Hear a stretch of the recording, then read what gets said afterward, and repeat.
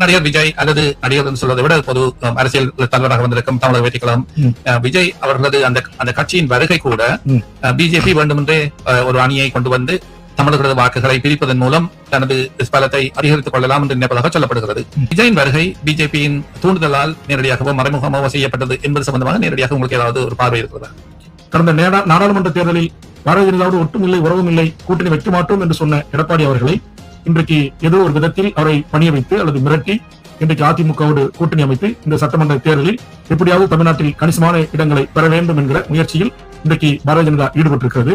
அதிமுகவின் முன்னணி தலைவர்களாக இருந்த திரு செங்கோட்டையன் போன்றவர்களை அமித்ஷா அவர்கள் டெல்லிக்கு அழைத்து பேசியது.